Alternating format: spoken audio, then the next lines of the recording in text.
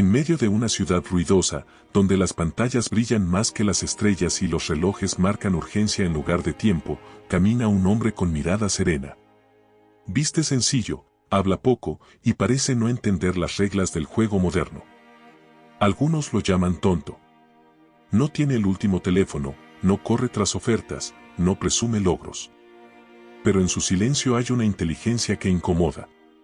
En la cima de una sociedad que parece medir el valor humano por la brillantez de la superficie, el acto de fingir ser un tonto emerge no como una mera simulación, sino como una estrategia existencial y un complejo mecanismo psicológico. A primera vista, puede parecer una retirada cobarde o una renuncia a la competencia, pero una mirada más profunda, nutrida por las lentes de la filosofía y la psicología, revela que esta postura es, en realidad, una profunda confrontación con el absurdo, la voluntad de poder y las estructuras de la conciencia. Es una forma de rebelión silenciosa, un rechazo a participar en una carrera superficial para preservar la autenticidad y el sentido interior. Desde la perspectiva existencialista, Albert Camus nos diría que la vida, en su núcleo, carece de un significado inherente. El ser humano, buscando incansablemente un propósito, se encuentra con el silencio indiferente del universo. En esta confrontación, el individuo tiene tres opciones: el suicidio, la fe ciega o la rebelión. Fingir ser un tonto es, en este contexto, una forma de rebelión absurda. Es una renuncia a la lucha por la validación externa, una tácita declaración de que las reglas del juego social son tan arbitrarias como la ausencia de significado cósmico. Jean-Paul Sartre, por su parte, afirmaría que la existencia precede a la esencia. No nacemos con un propósito, sino que estamos condenados a ser libres y a forjar nuestro propio significado. Para Sartre, fingir ser un tonto es una forma de mala fe si se utiliza para eludir la responsabilidad de ser uno mismo. Sin embargo, si se hace para liberarse de las expectativas y roles impuestos por los demás, es un acto de pura libertad. El tonto no es pasivo, está eligiendo activamente su no participación, afirmando su soberanía sobre su propia esencia.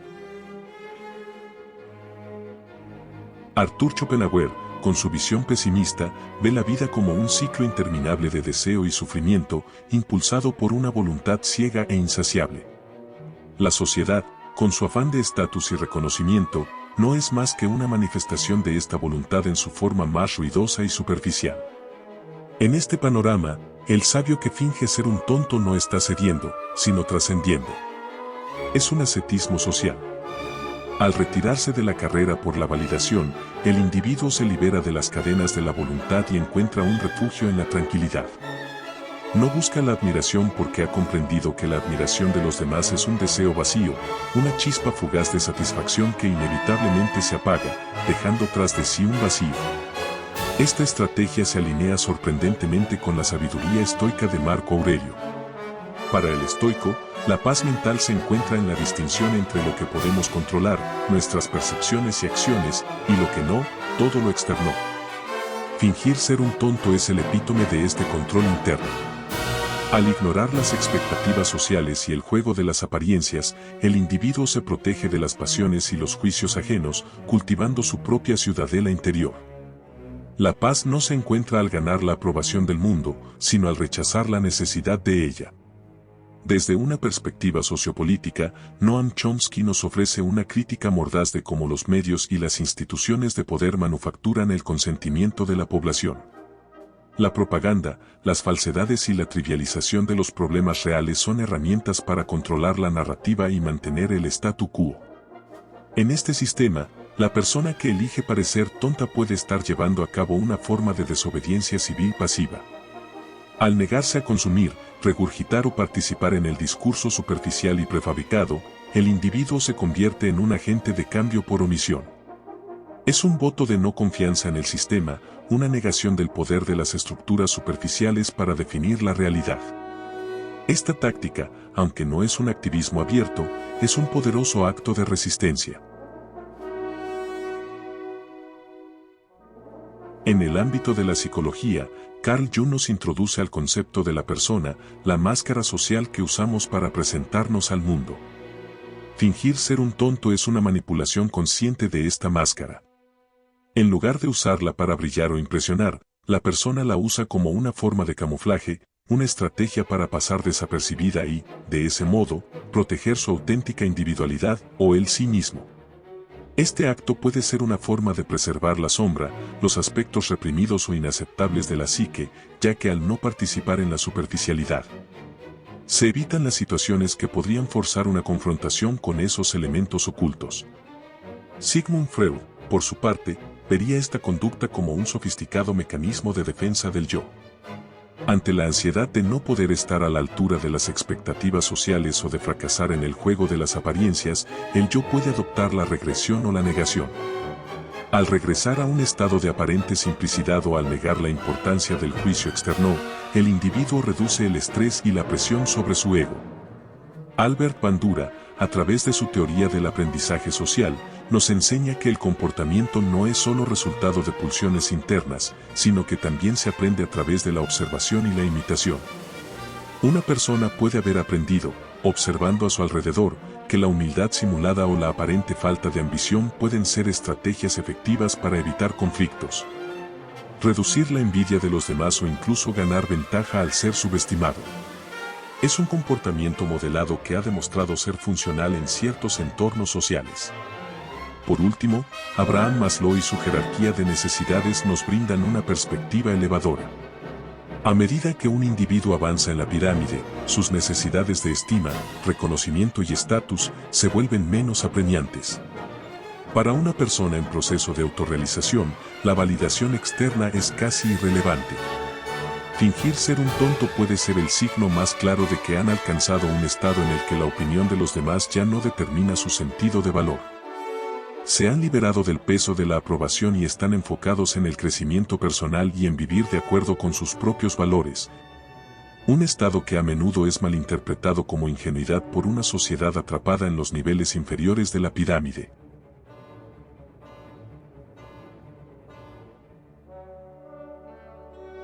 El que finge ser tonta para trascender la superficialidad encaja perfectamente con varios conceptos clave de la psicología de Carl Jung.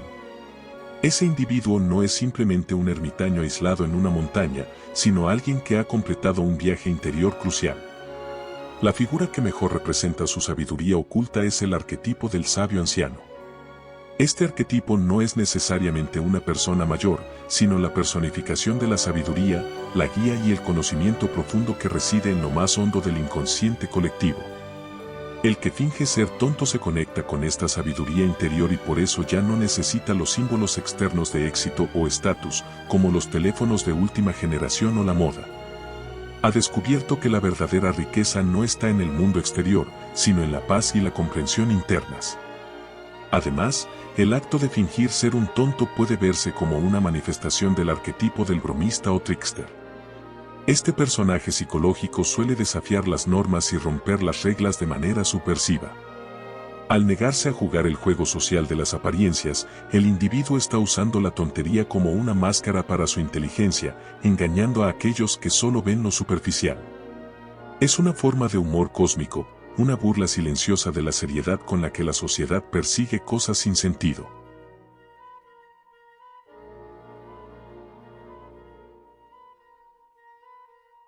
El ser humano del que hablaba Camus y que es un rebelde con causa, a la vez, es un claro ejemplo del proceso de individuación de Jung. Es el viaje de la conciencia para diferenciarse del colectivo, salir del rebaño, y convertirse en un ser único e indivisible. El superhombre del que se habla ha trascendido la persona, la máscara social, y ha integrado aspectos de su sombra, los elementos que rechaza la sociedad. Lo que le permite vivir con autenticidad y sin la necesidad de la aprobación externa. Su poder no viene de la dominación, sino de la autorrealización. Esta idea de resistencia cobra un nuevo nivel de urgencia al analizar la sociedad a través de la lente del filósofo coreano Byung-Chul Han, quien en su obra La sociedad del cansancio nos presenta un diagnóstico inquietante. Han sostiene que hemos transitado de una sociedad de la disciplina, regida por el no y las prohibiciones externas, a una sociedad del rendimiento, impulsada por el sí ilimitado del yes, we can. En este nuevo paradigma, ya no somos explotados por un poder externo, sino que nos convertimos en nuestros propios verdugos, autoexplotándonos en una constante búsqueda de productividad y éxito. La presión por la autooptimización y la eficiencia infinita nos lleva a la violencia neuronal, manifestada en enfermedades como la depresión y el síndrome de agotamiento, burnout. Fingir ser un tonto es, en este contexto, una forma de deserción estratégica. Es un rechazo consciente a la tiranía del poder hacer y una negativa a participar en el agotador ciclo de la autoexplotación, permitiendo un respiro del incesante ruido de la superproducción. El acto de fingir ser un tonto es un comportamiento profundamente arraigado en la psique y la filosofía humana. No es el gesto simple que parece, es un acto existencial de rebelión contra el absurdo, un escape estoico de la voluntad de sufrimiento, una forma de protesta pasiva y un complejo mecanismo psicológico de autorregulación. Es, en última instancia, una búsqueda de la autenticidad y la paz interior en un mundo que constantemente intenta dictar lo que se debe ser. A través de este velo de ignorancia, el individuo se niega a ser un engranaje más en una máquina superficial y, en cambio, elige forjar su propio camino hacia el sentido de la vida. Un camino que no necesita la validación de nadie más que de sí mismo.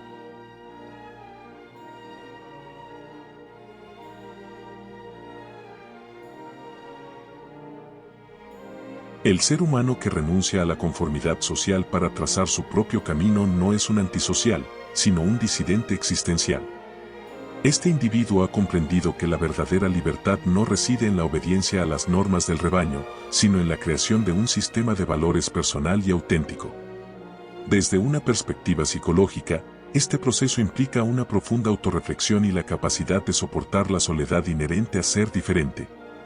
No se trata de un aislamiento patológico, sino de una soledad creativa, un espacio de autodescubrimiento donde se nutren los ideales y las convicciones que no resuenan con el colectivo. A diferencia del criminal que rompe las reglas por beneficio personal o del antisocial que las ignora por incapacidad de conexión, este ser se distingue por un alto grado de integridad personal y un sentido ético que, aunque ajeno a las normas populares, es profundamente coherente. Su comportamiento se basa en la convicción de que la vida debe ser guiada por un propósito superior a la mera acumulación de bienes o la búsqueda de validación. Como reflexión, el acto de fingir ser un tonto, lejos de ser un simple ardid, se revela como un complejo acto de resistencia existencial. Es la materialización de un individuo que, habiendo confrontado el absurdo y la tiranía del rendimiento, elige crear su propio sistema de valores. Esta figura, el disidente existencial, no se aísla por desprecio, sino que se nutre en una soledad creativa que le permite forjar una vida de autorrealización, Maslow, y autenticidad, Sartre. Al rechazar la carrera superficial por el estatus, se libera de la voluntad de sufrimiento, Schopenhauer, y cultiva la paz interior estoica, Marco Aurelio. La aparente tontería se convierte en una máscara junguiana que protege su verdadera esencia, permitiéndole vivir con una coherencia interna que trasciende la necesidad de la validación externa. Es un camino hacia el sentido de la vida que se encuentra en la rebelión silenciosa, en la negación de los juegos superficiales y en la inquebrantable convicción de que la felicidad no es un logro externo, sino un estado del ser.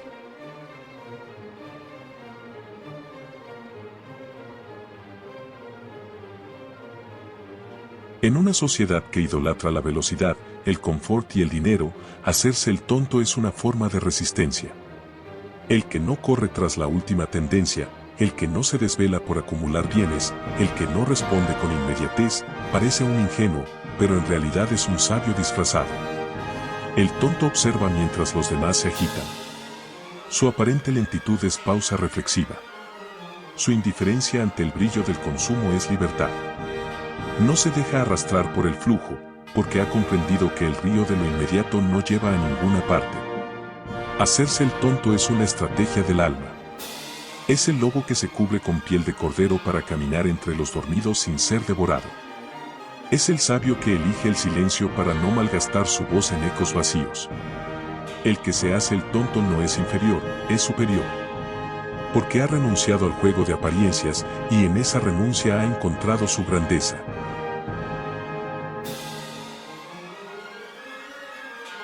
Desde la psicología, esto se llama disimulación estratégica. Carl Jung hablaba del sí mismo como una totalidad que trasciende el ego. El que se hace el tonto ha dejado de identificarse con el ego social. No necesita validación externa. Ha integrado su sombra, ha hecho las paces con su vulnerabilidad y por eso puede caminar entre lobos sin perder su esencia. Curiosamente, estudios sobre inteligencia emocional muestran que las personas que aparentan menos suelen tener mayor capacidad de adaptación y empatía. En Japón existe el concepto de Hone, lo que uno realmente piensa, y Tatemae, lo que uno muestra. El sabio moderno domina ambos, se presenta como simple, pero observa como profundo. Este hombre ha comprendido algo que la mayoría ignora, que la prisa es enemiga del pensamiento, que el confort embota la sensibilidad y que el dinero, aunque útil, no compra propósito. Al hacerse el tonto, se vuelve invisible para los depredadores del sistema. No compite, no se exhibe, no se vende. Y en esa aparente debilidad reside su fuerza. Los borregos lo admiran sin entender por qué. Intuyen que hay algo distinto en él. No es superior por arrogancia, sino por humildad.